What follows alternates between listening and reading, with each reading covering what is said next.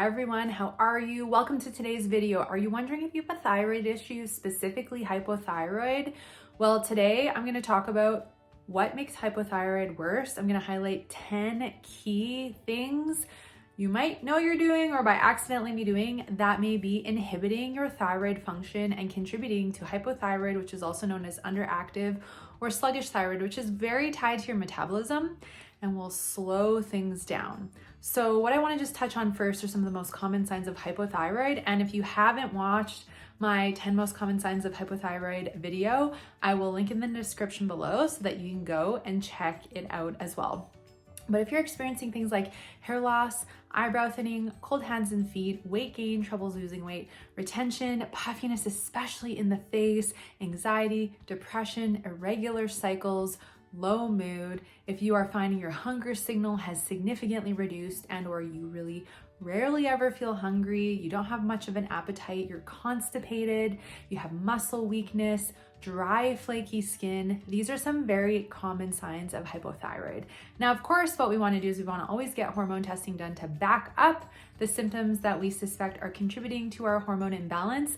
And here's the key that I want to always remind you of. If you've gone and gotten your thyroid tested, but you've been told everything's normal, but you're having all the symptoms, please get a second, third opinion. Unfortunately, the blood work and the testing ranges are far too big, and a lot of people will be labeled normal when they have the imbalances going on in the range. It's just that the ranges are too big and quite archaic. If you want to go and have a second opinion with me, you can click the link below to book a 30-minute complimentary body freedom consultation where we can talk more about your symptoms, your hormones, and everything else I'm about to talk about today. So I just wanted to bring that up first, that the symptoms mean there's something off, and if you don't like the first response and opinion, advocate for yourself and keep going. Okay, and of course, the other reminder is make sure you are subscribed. Hit that subscribe button. Give me a like if you like this kind of content, because I'm excited to keep creating for you, helping to educate you on your journey to food and body freedom. The more we know, the more we understand, and the more we can connect to our bodies, the more empowered and confident we feel.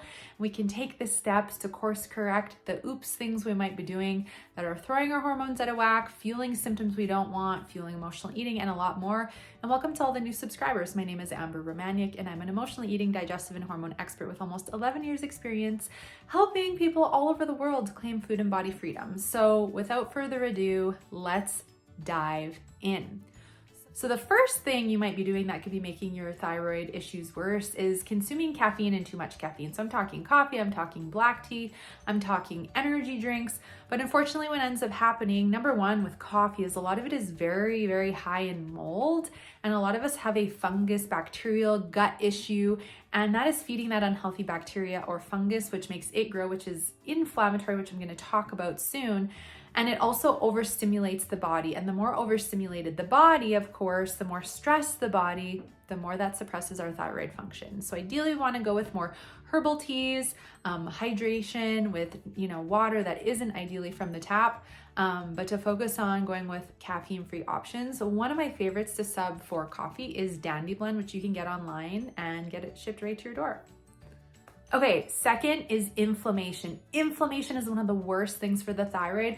The more inflamed the body, the more it suppresses your thyroid function. And so I'm talking inflammation is essentially showing up in the forms of redness, so rosacea, eczema, swelling, puffiness, retention in the body, right? Water retention, heat. So you feel really warm, or certain parts of your body get really warm. As an example, if I eat certain foods, my body gets warm. That's the inflammation sign that I get.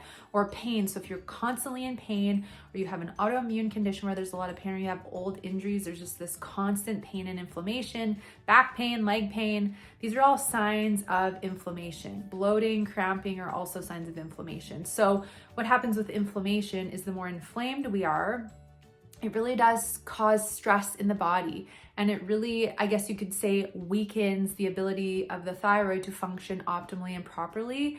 And the thyroid cannot produce enough T3 and T4, which are vital to prevent the weight gain, the anxiety, the mood issues, the skin stuff, and all the other things I talked about earlier in the video.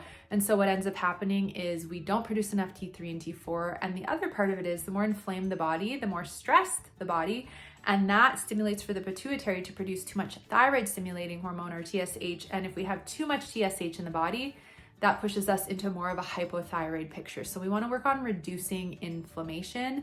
And all the things I talk about in this video are things that as you work on these, you're going to see your inflammation go down. Now, something really significant that fuels inflammation, that fuels gut issues, hormone imbalances, a lot of negative self-talk, fight with the body, weight gain, and can amplify your hypothyroid symptoms would be if there's any kind of emotional eating, binge eating, food addiction, binge purge cycles, yo-yo dieting, and then overeating going on that's happening for you regularly. Now, when we're emotionally eating, overeating, self-sabotaging with food, number one, we're usually eating too much.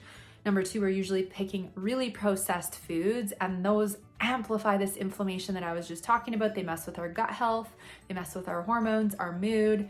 And then of course, what ends up happening is we have this massive stress from emotional eating, binge eating, overeating. And then for a lot of people, they then panic and go into the restriction, the yo-yo diets, the quick fixes. And then they lose control with that. And then, at some point we have triggers come up and that continues to trigger the self-sabotage with food. It is extremely important if you have any kind of health issue, thyroid issue, hormone imbalance, gut issue, cravings, blood sugar issue, whatever's going on for you, if you're struggling with binge or emotional eating, we must address the self-sabotage because it is amplifying your symptoms and fueling more of what you don't want. I see it all the time. I healed it myself and I've helped thousands do the same. So it's extremely important that we look at our behaviors that are fueling hypothyroid. And I ended up with hypothyroid because of my emotional eating behaviors when I had them. However, I've been able to manage really well ever since. So we want to address emotional eating. If you're wondering if you're struggling, you can take the free emotional eating quiz. It's linked below, as well as there is a free emotional eating masterclass. And if you want to dive in and explore going on a journey together to get support to fully overcome your binge eating, emotional eating, food addiction, binge purge behaviors, book a consultation. This is my mastery, and I support women and men all over the world to fully overcome these behaviors without restrictions or any quick fixes. So we need to deal with this behavior, and you will feel so liberated and free to have a mindful relationship with food in your body. Poor gut health. When we have poor gut health, there's definitely a thyroid connection, because oftentimes if we have gut health issues, we're not breaking our food down properly. Our livers are overwhelmed with toxicity. We're not producing enough enzymes to break our food down. We have SIBO or candida or gut flora or bacterial issues and low stomach acid. When these kinds of things are going on, our digestive function is not going to be optimal. And we're more likely to end up with things like, leaky gut, where there is foreign bacteria and food particles leaking into the bloodstream, which isn't supposed to happen. And that triggers the immune system to come in and clear it out and get it out as fast as possible, which triggers an immune response and can trigger inflammation. So what I was talking about earlier is that often if we have a lot of gut issues, we're going to have elevated inflammation in the body. And the more elevated our inflammation, the more it's going to suppress that thyroid and overstimulate the production of the TSH from the pituitary, because inflammation and any kind of symptoms or gut stressors are overall stress increase in the body. And then that is going to impact things like your thyroid, your adrenal health, which I've been talking about in the Healing Adrenal Fatigue Naturally series. It's all connected. So we really want to work on our gut health. If you've taken a lot of antibiotics, if you have a current gut issue, it's so important that we do our best to get to the roots and help to resolve your symptoms and course correct things. We grow a new intestinal lining every 3 months, so we can do a lot of shifting to help our bodies out. Some of you are gonna love me for this one. Skipping breakfast or skipping meals because you don't feel hungry or you don't think you need to eat.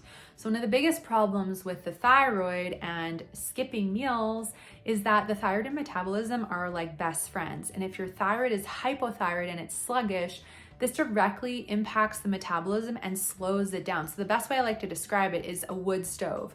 You put wood into the stove, you make your fire, it's nice and stoked, it's burning really hot. Your metabolism is burning really hot if you have hypothyroid and you're eating regularly through the day. But a symptom of hypothyroid is lack of hunger, not feeling hungry. And so you assume if I'm not hungry, I shouldn't eat. But the problem is then you're not eating enough, skipping meals. And that means your fire in your stove is not getting stoked. You're not adding more fuel. And then that means the fire eventually goes out. The fire slows down, the metabolism slows down. So ideally what we want to do is actually, even if you're not hungry in the morning, we need to wake your hunger signal back up. We need to stoke that fire. So even starting with something small, but starting to eat regularly through the day and eating within 30 minutes of waking is extremely important to wake your thyroid back up, to help stoke and improve your metabolism. And then of course we can add in metabolism boosting foods like cinnamon, blueberries, oatmeal, proteins like chicken and turkey are great. I'll do a whole other video on, how we can work on improving our metabolism. But it's really important that we actually don't skip meals or wait to eat more than about 3 hours when we have a thyroid imbalance. That can change as you regulate things, but we don't want to be going a long time without eating, and we don't want to be skipping breakfast and even lunch, because that will shut your hunger signal off. And I will tell you, as soon as you make this change over a few days or weeks, depending on the severity of your thyroid issue, you're going to feel that hunger signal come back. And it is going to feel so good to have a natural hunger signal. That happened to me, happens to many of my clients as well. So of course, as we know, processed foods can have a significant impact on our overall health and well-being, but things like soy, corn, GMO foods, seed oils like canola, soy, safflower, sunflower oil, those inflammatory seed oils, refined sugars, a lot of the pesticides that they spray on the wheat crops, it's not necessarily the gluten, it is the pesticides that they're spraying, right? For a lot of people, dairy is an allergy or sensitivity, but if we're eating a lot of inflammatory foods, aspartame, MSG, fast foods, deep fried foods, all of this fuels inflammation like I talked about earlier, and it really suppresses the metabolism. It makes it harder for the thyroid to function optimally and keep that metabolism revving really high. One thing I used to notice is if I would binge or emotionally eat or eat more processed foods over a few days, I could feel my metabolism slowing down. And the ways that I knew as I got constipated, that is a sign of hypothyroid. And the more inflamed your body, the more suppressed the thyroid. The muscle contractions in the colon aren't stimulated as consistently because there's less T3 and T4. The thyroid is having trouble producing those. So there is a connection with that. And then I would start to retain more water, and the more water we retain, the more inflamed we are, the more that's going to suppress the thyroid. So we want to start to clean up our food. It is about balance. However, if we're eating a lot more inflammatory and processed foods than, eating more close to nature, we are going to have a higher chance of fueling more hypothyroid and seeing our numbers go in the wrong direction and increase symptoms of hypothyroid, weight gain, things like that. And we want to course correct and shift that, which we totally can. However, it is important that we do work on finding a more mindful, healthy balance with food. And there's a lot of great, healthier alternatives that aren't going to be as inflammatory and processed. So we really want to work on that as well. One other thing with the food is that if you eat a lot of raw broccoli, cauliflower, cabbage, or Brussels sprouts, they are goitrogenic, and this can inhibit thyroid function because it blocks iodine absorption. So if you eat those foods, just cook them. They don't have to be mushy. Enjoy them however you like. However, we want to make sure we don't eat them raw every day because that can inhibit your thyroid function. This one, tap water. So when we drink tap water, there's a lot of junk in the water that displaces iodine and impacts thyroid function. Things like fluoride, chlorine, heavy metals even. This is why I always suggest getting a really good water filtration system like a Santivia. We just got a Berkey.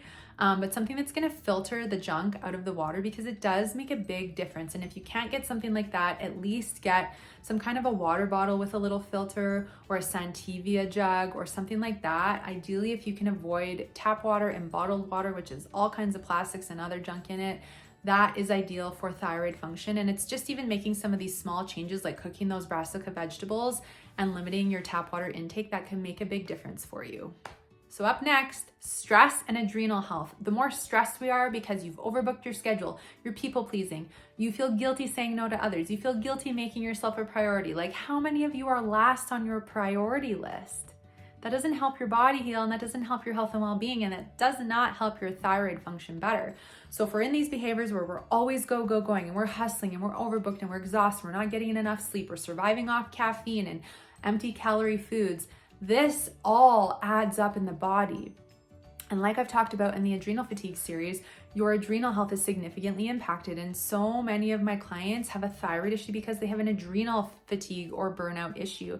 And that means the cortisol is too high or too low. And that's all the stress and overstimulation. So too much caffeine, too much cardio exercise, too much screen time, not eating enough, eating more processed foods, emotional and binge eating, overbooking your schedule, people pleasing, perfection, gut flora issues, digestive issues. There's so many potential things that can fuel adrenal issues.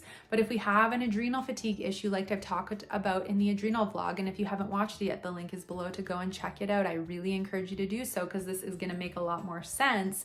But when the adrenals are stressed, it makes the body overstimulated. And then, like I talked about earlier, the pituitary gland produces the TSH, thyroid stimulating hormone. And the more of a cortisol imbalance we have, the more overstimulated the pituitary, the more TSH. And we don't want really high TSH because that is an indicator of hypothyroid. So we need to work on our adrenal health to help with our thyroid health.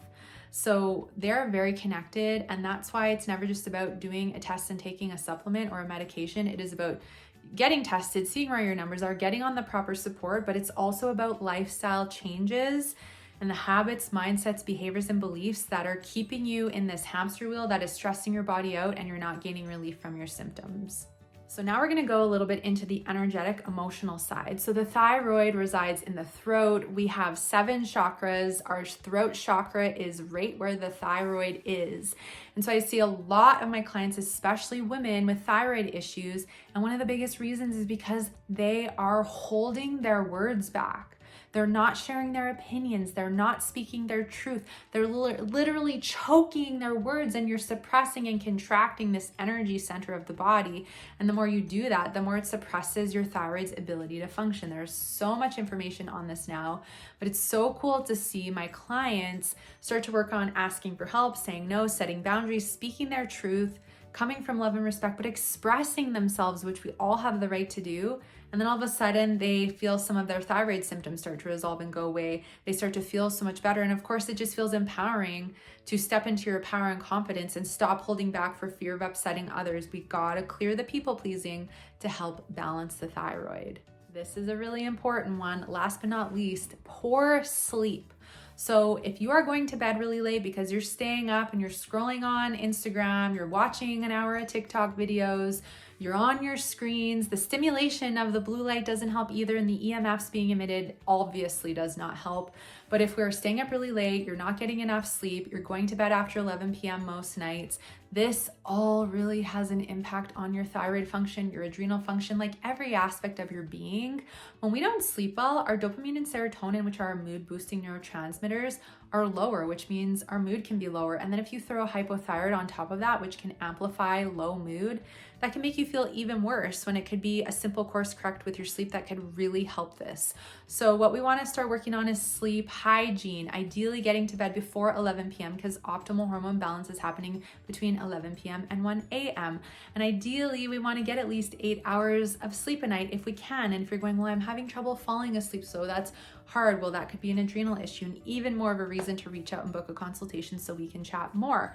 The last tidbit I'll leave you with is if you're waking between 3 and 4 a.m. and you can't get back to sleep, this is a sign of thyroid imbalance because that is the thyroid waking time, and all of the different waking times through the night, especially if we're having trouble falling back to sleep, have an internal imbalance, meaning and connection to them. So I will talk about that in a different video, but make sure you work on your sleep hygiene and set good tech boundaries. After I finish up my day, my phone stays upstairs and I just put my the rain noises on at night, and then I try to just leave it upstairs when I'm getting ready for my day in the morning. So the first hour and a half of the day and the last hour and a half to 2 hours of the day, I have my phone away.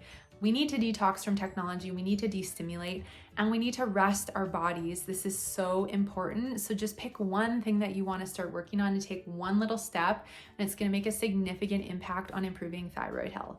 So I'm curious to hear from you in the comments. What did you learn? What didn't you know? And what are you gonna take action on? What is one thing you're gonna change to improve your thyroid function? And honestly, even if you don't have a thyroid issue, these things are gonna just improve your overall health and well-being and help you feel more confident and empowered living in your body, feeling more energy, feeling more connected with yourself. So I would love to hear from you and what you took away and what you're gonna take a step on, or where you maybe feel like you're struggling with trying to deal with thyroid issues or some of the habits and things that I talked about in today's video.